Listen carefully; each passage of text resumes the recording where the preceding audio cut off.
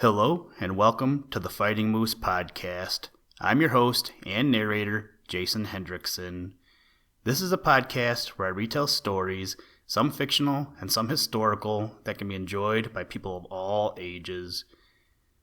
Today, we read about another inventor, James Watt, and we read about how he developed and improved upon the steam engine from the book Historic Inventions, written by Rupert Holland. I always like reading about inventors. Someday, I would like to create something that will revolutionize the world, like Thomas Edison and the light bulb, Alexander Graham Bell and the telephone, or James Watt and the steam engine. I haven't thought of anything good yet, but hopefully one day I will. Anyway, you may recall that about a month ago, my son and I read the book The Call of the Wild by Jack London. Well, we didn't get a chance to see the video before everything got shut down, so the other day, we saw we could rent it, so sure enough, we did that, and we both enjoyed it. My wife, not so much, but it was fun for my son and I to compare and contrast the movie a little as the credits were rolling. I hope that you are staying healthy during these crazy days, and hopefully enjoying some quality family time. I know we are. Now, let's turn to today's story. I hope you enjoy. Let's begin. Liftoff. We have a liftoff.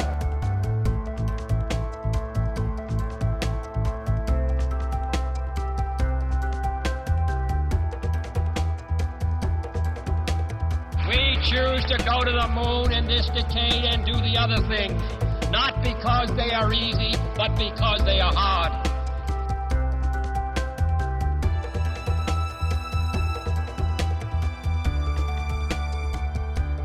Watt and the steam engine. It was no pressing need that drove John Gutenberg to the invention of his printing press, nor was it necessity that led to Galileo's discovery of the telescope. But it was a very urgent demand that led to the building of a steam engine by James Watt. England and Scotland found that men and women, even with the aid of horses, could not work the coal mines as they must be worked if the countries were to be kept supplied with fuel. The small mines were used up, the larger ones must be deepened, and in that event it would be too long and arduous a task for men and women to raise the coal in small baskets or for horses to draw it out by the windlass. A machine must be constructed that would do the work more quickly, more easily, and more cheaply. A Frenchman named Denis Papin had built the first steam engine with a piston.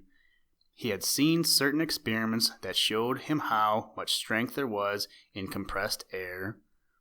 He had noticed that air pressure could lift several men off their feet. His problem, therefore, was how best to compress the air, or, as it appeared to him, how to secure a vacuum. His experiments proved that he could do this by the use of steam. He took a simple cylinder and fitted a piston into it. Water was put in the cylinder under the piston, a fire was lighted beneath it, and as the water came to the boiling point, the piston was forced upward by the steam. Then the fire was taken away, and as the steam in the cylinder condensed, the piston was forced down by the air pressure above. He fastened the upper end of the piston to a rope, which passed over two pulleys. If a weight were hung to the other end of the rope, it would be raised as the piston was forced down. In that way, the air pressure did the work of lifting the weight, and the necessary vacuum was obtained by forming steam and then condensing it in the cylinder. This was a very primitive device, requiring several minutes for the engine to make one stroke, but it was the beginning of the practical use of steam as a motive power. Thomas Newcomen, an English blacksmith by trade, first put Papin's idea to use. Instead of the rope and pulleys, Newcomen fastened a walking beam to the end of the piston and attached a pump rod to the other end of the walking beam. He used the steam in the cylinder only to balance the pressure of the air on the piston and let the pump rod descend by its own weight. As the steam condensed, the piston fell, and the pump rod rose again. By this means, he could pump water from a mine or lift coal. His first engine was able to lift 50 gallons of water 50 yards at each stroke, and could make 12 strokes a minute. At first, he condensed his steam by throwing cold water on the outside of the cylinder, but one day he discovered that the engine suddenly increased its speed, and he found that a hole had been worn in the cylinder, and that the water with which he had covered the top of the piston was entering through this hole.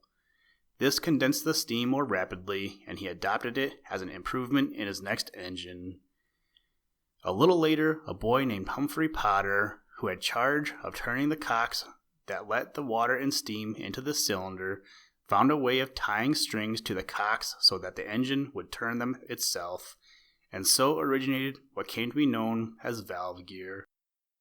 Newcomen's engine was a great help to the coal mines of England and Scotland, but it was very expensive to run, a large engine consuming no less than 28 pounds of coal per hour per horsepower. Then it happened that in 1764, a small Newcomen engine that belonged to the University of Glasgow was given to James Watt, an instrument maker at the university, to be repaired.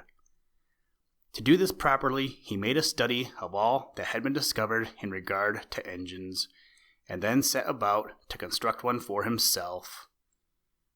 There are many stories told of the boyhood of James Watt.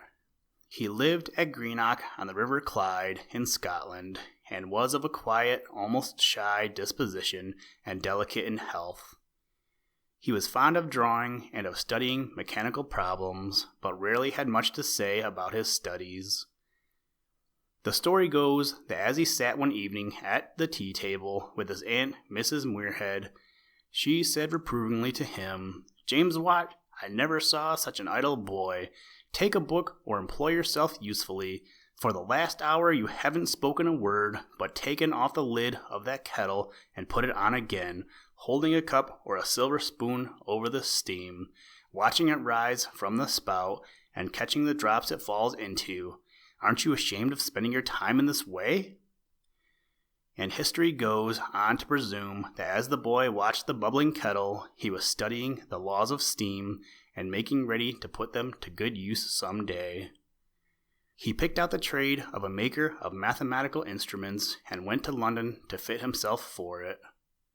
He was apprenticed to a good master and made rapid progress, but the climate of London was bad for his health, and as soon as his term of instruction was finished, he went back to Scotland. There he found it difficult to get employment, but at last he obtained permission to open a small shop in the grounds of the University of Glasgow, and to call himself mathematical instrument maker to the university. When the Newcomen engine was given to Watt to repair, he studied it closely, and soon reached an important conclusion. A great amount of heat was lost whenever the cold water was let into the cylinder to condense the steam, and this loss vastly increased the expense of running the engine and cut down its power. He saw that to prevent this loss, the cylinder must be kept as hot as the steam that entered it. This led him to study the nature of steam, and he had soon made some remarkable discoveries in regard to it. He found that water had a high capacity for storing up heat without a corresponding effect on the thermometer. This hidden heat became known as latent heat. It was of course a matter of common knowledge that heat could be obtained by the combustion of coal or wood. Watt found that heat lay also in water, to be drawn out and used in what is called steam. If you change the temperature of water, you find that it exists in three different states: that of a liquid or water, that of a solid or ice, and that of a gas or steam. If water were turned into steam, and 2 pounds of the steam passed into 10 pounds of water at the freezing point, the steam would become liquid or water again at 212 degrees of temperature. But at the same time, the 10 pounds of freezing water into which the steam had passed would also have been raised to 212 degrees by the process. This shows that the latent heat of the 2 pounds of steam was sufficient to convert the 10 pounds of freezing water into boiling water.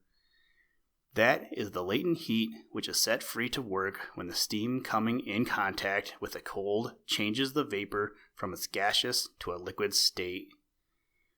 The heat, however, is only latent, or in other words, of no use, until the temperature of the water is raised to 212 degrees and the vapor rises. Mr. Lauder, a pupil of Lord Kelvin, writing of Watt's discoveries of the properties of steam, describes his result in this way. Suppose you take a flask, such as olive oil is often sold in, and fill it with cold water. Set it over a lighted lamp, put a thermometer in the water, and the temperature will be observed to rise steadily till it reaches 212 degrees. Where it remains, the water boils, and steam is produced freely.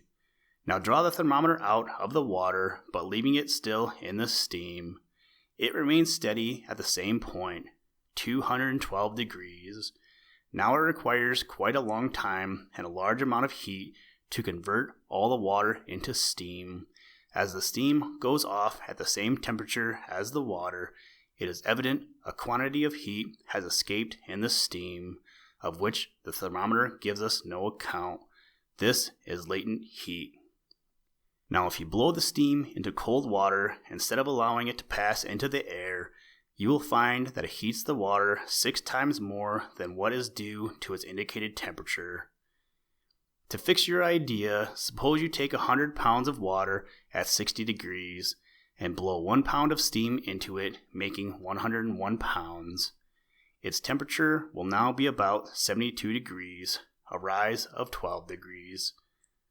Return to your 100 pounds of water at 60 degrees and add 1 pound of water at 212 degrees, the same temperature as the steam you added, and the temperature will only be raised about 2 degrees.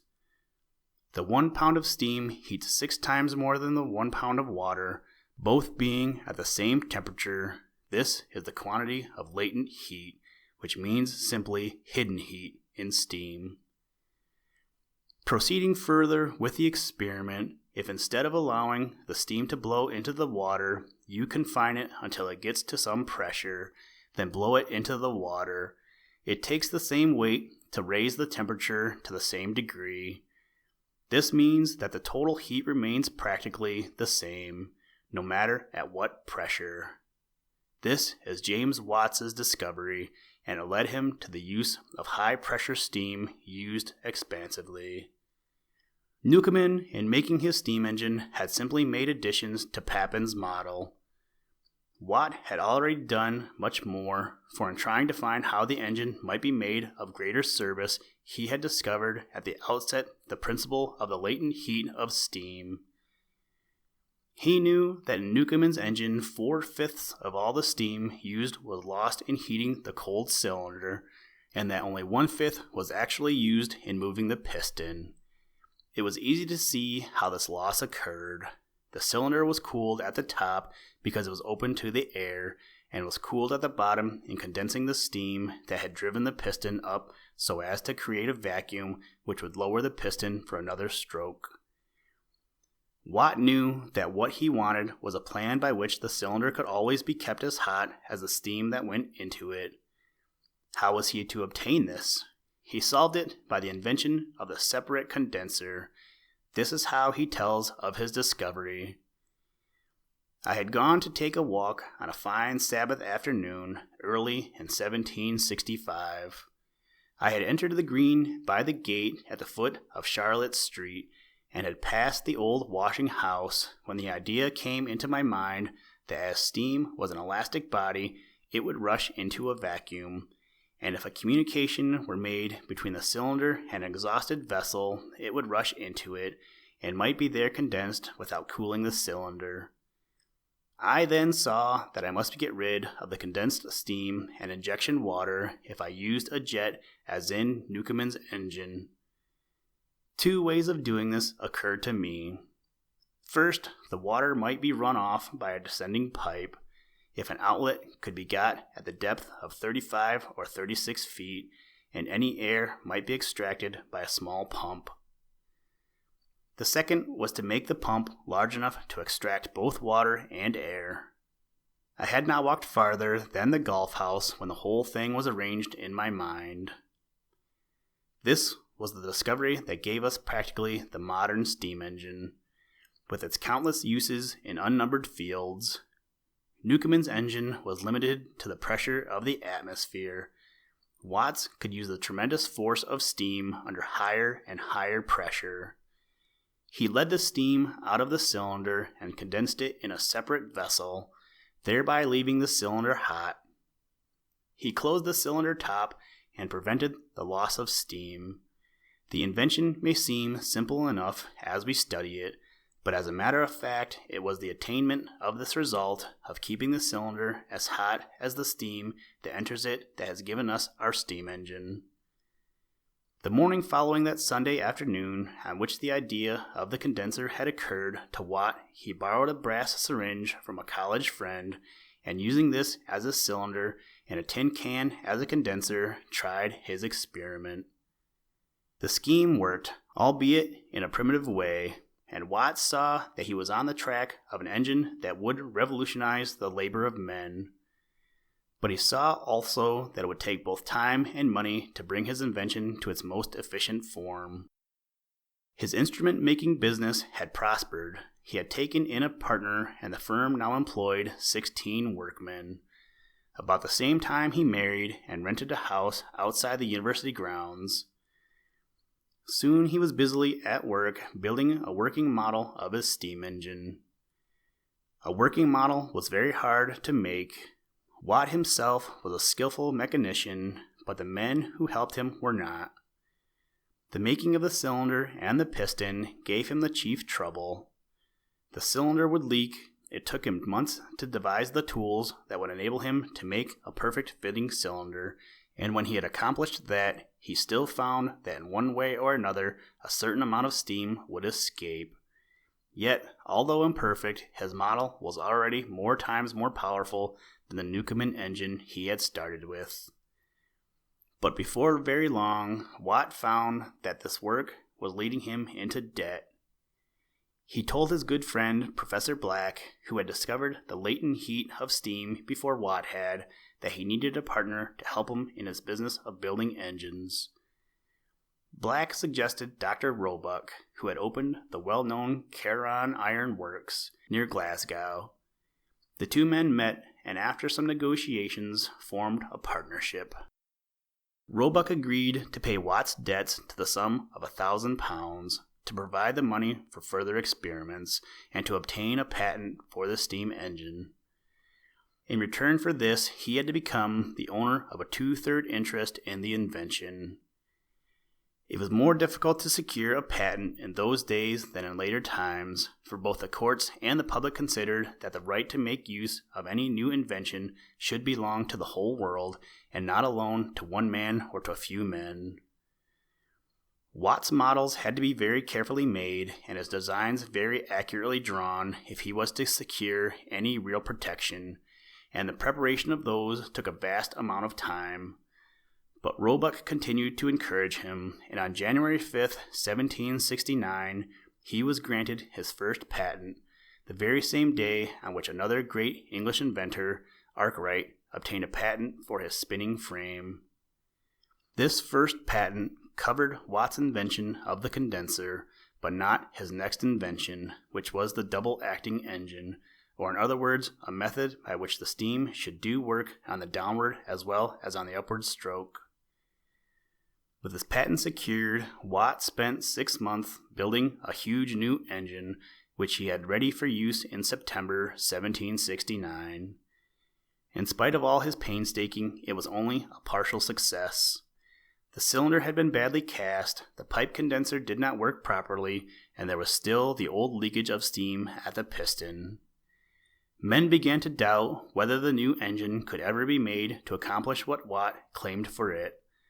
But although he realized the difficulties, the inventor would not allow himself to doubt.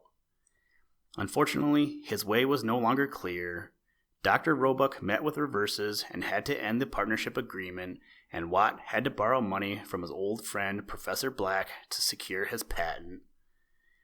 To add to his distress, his wife, who had been his best counselor, died. Dr. Roebuck had owed money to a celebrated merchant of Birmingham named Matthew Boulton. Boulton had heard a great deal about Watt's engine and now consented to take Roebuck's interest in Watt's invention in payment of the debt. At the same time, the firm of Boulton and Watt was formed, and in May 1774, Watt shipped his trial engine south and set out himself for Birmingham. Boulton was a business genius, and Watt now found that he could leave financial matters entirely to his care and busy himself solely with his engine. He had better workmen, better appliances, and better material in Birmingham than he had in Glasgow, and the engine was soon beginning to justify his hopes. But the original patent had only been granted for 14 years, and 6 of these had already passed. Boulton was not willing to put money into the building of a great factory until he was sure that the engines would be secured to the firm. Therefore, more time had to be spent in obtaining an extension of the patent. This was finally done, and Watt was granted a term of 24 years. At once, Boulton set to work. The first engine factory rose, and hundreds of men in England turned to Birmingham to see how much truth there was in the wonderful stories that had been spread abroad of the new invention. Men soon learned that the stories were true. Orders began to flow in, and Watt had his hands full in traveling about the country superintending the erection of his steam engines. The mines of Cornwall had become unworkable, and as a great deal depended on the success of the engine in such work, he traveled to Cornwall to make sure that there should be no faults. The miners, the engineers, and the owners had gathered to see the new engine. It stood the test splendidly, making 11 8-foot strokes per minute, which broke the record. After that, the other mines of Great Britain discarded the old, expensive Newcomen engine and sent in orders for Watt's. The firm prospered, and the inventor began to feel some of the material comforts of success. He had married a second time and made a home for his wife and children in Birmingham. Now, when he could spare the time from superintending the workmen and traveling over the country, he gave his thoughts to further inventive schemes.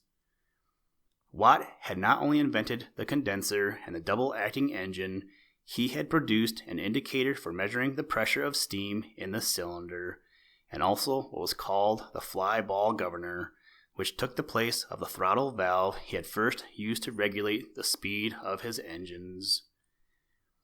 These improvements had so increased the uses of the engine that scores of rival inventors were abroad, and therefore he decided to secure a second patent.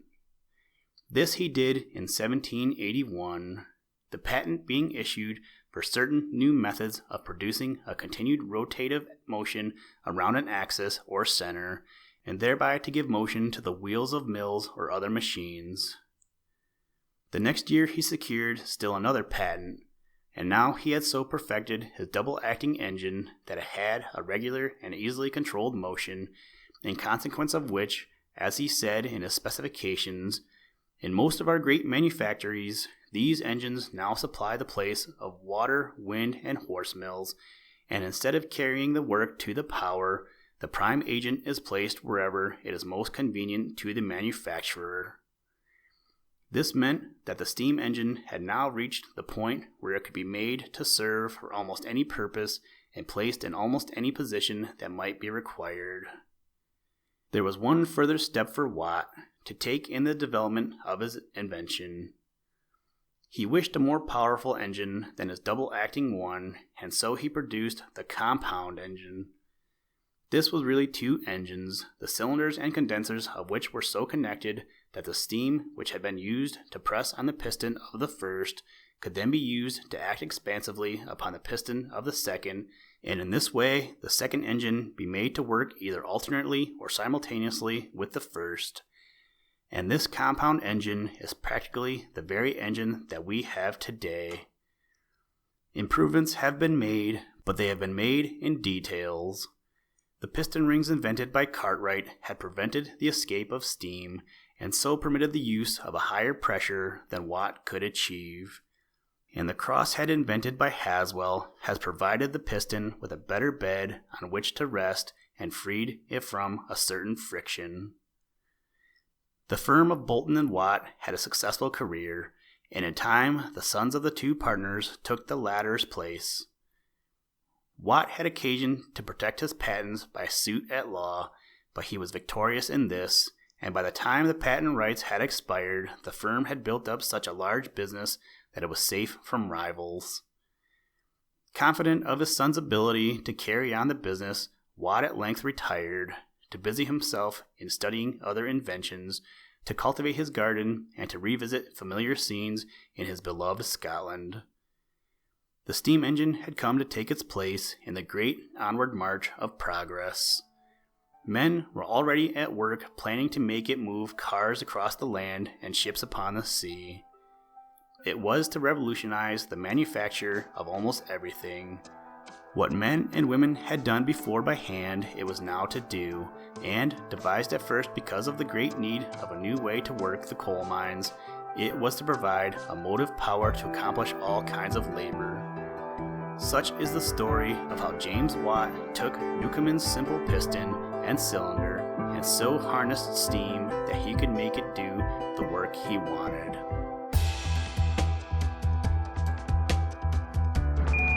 Houston, Tranquility Base here. The Eagle has landed.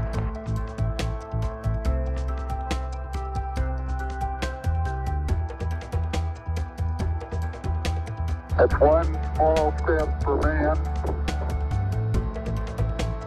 one giant leap for mankind.